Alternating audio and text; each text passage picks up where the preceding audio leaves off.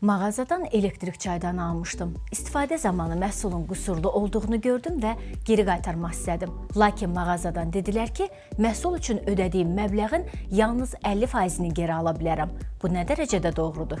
İstehlakçı zəmanət müddəti ərzində aldığı malda qüsur və ya saxtalaşdırma aşkar edibsə və malda olan qüsurun satıcının və ya istehsalçının təqsirindən yarandığı sübuta yetirilibsə, o halda müqavilə ləğv olunmalı və malın dəyəri tam olaraq istehlakçıya qaytarılmalıdır.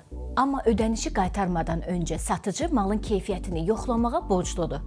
Bu zaman istehlakçının və nümayəndəsinin iştirak etmə hüququ var. Əgər satıcı və istehlakçı arasında mübahisə yaranıbsa, bu zaman satıcı öz hesabına əmtənin ekspertizasını həyata keçirməlidir.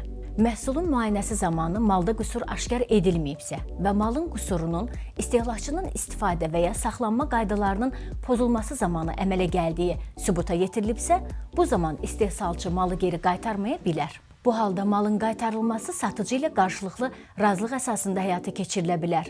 Eyni zamanda ekspertizanın nəticələrini məhkəmə qaydasında mübahisələndirə bilərsiniz. Çətindir, deyil. 2-2-dir.